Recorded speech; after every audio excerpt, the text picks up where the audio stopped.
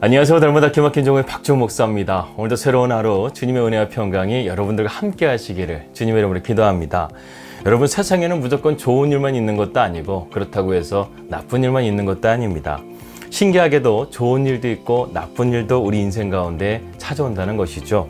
가끔은 좋은 일과 나쁜 일들이 한꺼번에 다가올 때도 있습니다. 하지만 모든 일은요, 우리가 어떻게 선택하느냐에 따라서 달라질 수가 있습니다. 문제 앞에는 이런 수식어가 붙을 때가 있죠. 걱정, 근심, 염려라는 단어들입니다. 그런데 여기 하지 말라라는 단어를 붙이면 어떨까요? 염려하지 말라, 걱정하지 말라, 근심하지 말라. 놀랍게도 이 말씀은 성경에 기록되어져 있습니다. 이러한 말씀들이 성경에는요, 엄청나게 많이 있습니다. 성경을 기록하신 분이 누구신가요? 바로 우리 하나님이십니다.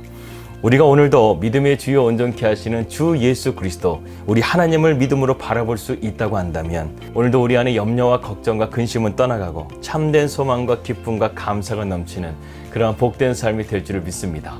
오늘도 그러한 삶이 되시기를 주님의 이름으로 기도합니다. 2021년 10월 12일 날마다 기막힌 정오 시작합니다.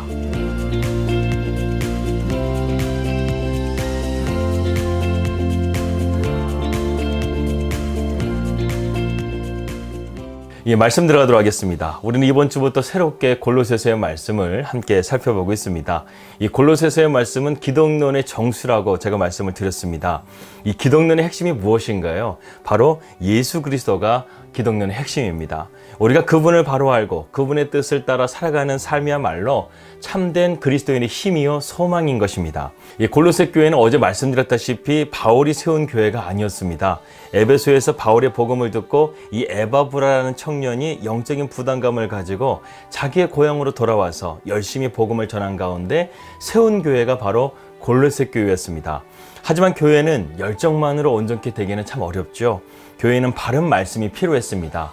이 골로새 교회에는 이단 사상들이 들어와서 교회를 어렵게 하는 상황이었습니다. 영주주의나 유대인들의 율법주의가 들어와서 이 골로새 교회를 힘들게 하고 있었던 것이죠. 이러한 소식을 접하게 된 바울은 이 골로새 교회를 사역하고 있는 에바브라에게 이 기독론에 대해서 말씀을 전해야 되겠다는 생각을 하게 되고, 예수 그리스도는 누구신가, 이것에 대해서 편지를 쓰게 되었는데 이것이 바로 골로새서의 말씀이 된 것입니다. 그래서 골로새서를 보게 되면 우리는 기독론에 대한 체계적인 말씀을 배울 수가 있습니다. 그래서 우리가 골로새서의 말씀을 통해서 한 가지만 기억하면 될 것 같습니다. 과연 예수님은 누구신가? 이것에 대해서 우리가 생각하면서 말씀을 함께 생각해 보도록 하겠습니다. 먼저 오늘 본문 말씀 보게 되면 바울은 이 골로새 교회 성도들에게 하나님께서 복음을 듣는 자에게 주시는 세 가지의 선물에 대해서 언급하고 있습니다. 여기서 보게 되면 우리에게 매우 낯익은 세 가지의 단어가 나오게 되는데 그것은 바로 믿음, 소망, 사랑입니다. 복음은 축복의 말씀입니다. 그래서 우리가 복음을 통해서 이러한 믿음과 소망과 사랑을 얻었다고 한다면 우리가 어둡고 답답한 현실 가운데서도 여전히 하나님 앞에 감사할 이유가 있다는 것이죠. 오늘은 이 세 가지의 선물에 대해서 우리가 한번 생각해 보도록 하겠습니다. 첫 번째는 믿음입니다. 오늘 4절의 말씀을 보겠습니다. 이는 그리스도 예수 안에서 너희의 믿음과 모든 성도에 대한 사랑을 들음이요. 바울이 골로새 교회를 통해서 감사하고 있는 이유를 오늘 말씀을 통해서 밝히고 있죠. 그 첫 번째 이유가 바로 그들이 그리스도 예수 안에 있는 믿음이라고 바울은 말씀하고 있습니다. 이것을 좀 더 쉽게 표현하자고 한다면 이 골로새 교회 성도들이요, 저는 여러분들이 어려움과 역경에 직면해 있다는 사실을 알고 있습니다. 그러나 저는 여러분을 생각할 때마다 감사하지 않을 수가 없습니다. 왜냐하면 하나님께서는 이 모든 것을 이길 수 있는 믿음의 능력을 여러분들에게 주셨기 때문입니다. 그 믿음은 바로 그리스도 예수 안에 있는 믿음입니다. 이렇게 볼 수 있다는 것입니다. 여기서 바울은요, 자신의 신학 가운데서 가장 중요한 신학인 그리스도 예수 안에라는 말을 언급하고 있습니다. 여러분, 성경은요, 믿음으로 구원받는다고 말씀하지 않습니다. 믿음이 우리를 구원하는 것이 아니라 여기에 믿음의 대상을 분명히 할 때 우리는 구원받을 수 있다는 것이죠. 믿음이 구원이 아니라 그 믿음의 대상이 되시는 예수 그리스도를 우리가 바르게 믿을 때 우리는 구원을 받을 수 있다는 것입니다. 그렇기 때문에 구원자가 강조되지 않는 믿음은 아무 의미가 없다는 것이죠. 우리는 예수를 구주와 주님으로 믿는 그 믿음으로 구원을 받아서 예수 안에서 거듭나여지고 새롭게 된 자들입니다. 그러므로 그리스도 안에 거하는 것이 얼마나 큰 축복이라는 것을 우리는 알아야 된다는 것입니다. 에베소서와 골로새서의 말씀을 관통하고 있는 핵심이 바로 그리스도 안에라는 사상입니다. 바울은 수사학을 공부하고 뛰어난 문체를 지녔음에도 불구하고 그의 서신들을 보게 되면 그리스도 안에, 예수 안에라는 말을 마구 남발하는 것을 보게 됩니다. 아니, 모든 문장에 바울은 이 말을 넣고 싶어하는 그런 갈망이 보여집니다. 그만큼 바울은 주님 안에 있는 믿음이야말로 살아있는 믿음이요, 살리는 믿음이요, 구원의 믿음이라는 것을 증거하고 있다는 것이죠. 골로새서 2장 9절에는 정말 놀라운 말씀이 기록되어 있습니다. 그리스도 예수 안에는 신성의 모든 충만이 육체 안에 거하신다는 것이죠. 이것을 좀 더 쉬운 말로 말한다면 예수 안에 하나님의 모든 것이 거하시고 있다는 것입니다. 충만히 거하고 있다는 것입니다. 하나님의 충만한 것이 무엇입니까? 하나님의 의와 하나님의 사랑과 하나님의 평안과 하나님의 거룩하심과 하나님의 영광이, 이 모든 것이요, 그리스도 예수 안에 거하신다는 것입니다. 그리스도 예수 안에 있게 되면 우리는 이러한 믿음으로 하나님의 모든 것을 경험할 수 있다고 또한 바울은 말씀하고 있습니다. 2장 10절입니다. 너희도 그 안에서 충만해졌다는 거예요. 우리가 예수 안에 있게 되면 이러한 하나님의 모든 것을 경험할 수 있다는 것입니다. 우리의 삶이 그렇기 때문에 충만한 삶이 되어지고 하나님의 영광 가운데 가득한 삶이 될 수 있다는 것이죠. 예수님은 제자들에게 요한복음 14장 12절 말씀에서 이렇게 말씀하고 있습니다. 내가 진실로 진실로 너희에게 이르노니 나를 믿는 자는 내가 하는 일을 그도 할 것이요 또한 그보다 큰 일도 하리니 이는 내가 아버지께로 감이라. 하나님은 우리의 믿음을 통해서 일하십니다. 하나님은 우리의 믿음을 통해서 역사를 이루어 가신다는 것이죠. 이 믿음을 통해서 우리가 구원받고 하나님께 영광 돌릴 수 있는 믿음의 삶이 될 수 있다는 것입니다. 이 사실을 기억하면서 우리가 그리스도 예수 안에 있는 믿음을 더욱더 사모하며 믿음으로써 당당하게 살아갈 수 있는 우리 날마다 기막힌 정원 식구들이 되시기를 주님의 이름으로 축원합니다. 두 번째는 사랑이라는 것입니다. 4절 하반절에 보게 되면 모든 성도에 대한 사랑을 들었으며 이렇게 바울은 말씀하고 있습니다. 바울은 여기서 모든 성도에 대한 사랑이라고 말합니다. 우리가 믿음이 성숙하게 되게 되면 맺어야 될 열매가 있는데 그것이 바로 사랑의 열매입니다. 여러분, 믿음은 뿌리라고 한다면 사랑은 열매라고 할 수 있습니다. 기독교 신앙의 처음이 믿음이라고 한다면 나중은 사랑이라고 할 수 있습니다. 또한 믿음이 천국의 문을 여는 열쇠라고 한다면 사랑은 천국을 경험하게 하는 삶의 방식이라는 것이죠. 그런데 오늘 본문을 보게 되면 바울은 그 사랑의 대상으로서 주님을 강조하고 있지가 않아요. 누구에 대한 사랑을 강조하냐면 모든 사람들에 대한 사랑을 강조하고 있습니다.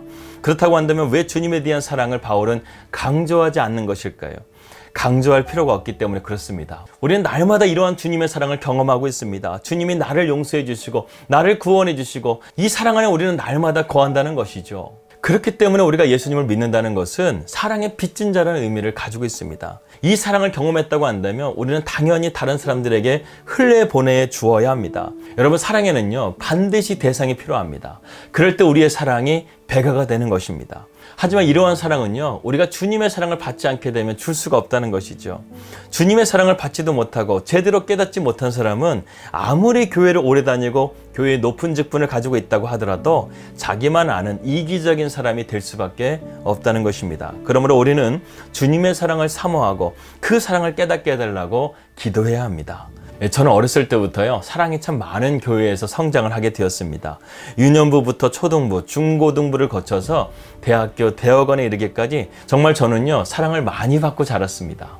그러니까 제 입에서요 주님의 사랑으로 사랑한다는 말이요 너무나 자연스럽게 나온다는 것이죠. 왜? 그만큼 제가 주님의 사랑을 받았기 때문에 그 사랑을 나누어 주는 것이 너무나 자연스럽다는 것입니다. 그런데 여러분, 이 말이 참 쉬울까요? 참 쉽지 않습니다.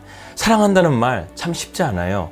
특별히 어렸을 때부터 그러한 말을 듣지 못하고 자란 사람에게는요 정말 어려운 것이 바로 사랑한다는 말입니다. 하지만 우리가 예수 안에 거하게 되면, 이러한 사랑을 날마다 받게 되면 이러한 사랑이 우리 안에 차고 넘쳐서 다른 사람에게 흘려보낼 수 있는 넘치는 사랑이 될 수 있다는 것입니다. 여러분, 주님의 사랑이 어떤 사랑인가요? 그것은 단순히 도덕적이거나 윤리적인 사랑을 말하는 것이 아닙니다. 주님께서 우리의 죄를 위해서 죽으신 십자가의 사랑이에요. 자신의 생명을 들여서 우리를 살리신 사랑이라는 것입니다. 이러한 주님의 사랑을 깊이 깨달은 사람은 당연히 사랑의 사람이 될 수밖에 없다는 것입니다. 교회는 사랑에 충만해야 됩니다. 성도는 사랑에 충만한 사람이 되어야 됩니다. 이러한 사랑에 충만한 우리 날마다 기막힌 정원 식구들이 되시기를 주님의 이름으로 축원합니다. 세 번째로는 소망입니다. 골로새서 1장 5절의 말씀을 보도록 하겠습니다. 너희를 위하여 하늘에 쌓아둔 소망으로 말미암음이니 곧 너희가 전에 복음의 진리의 말씀을 들은 것이라.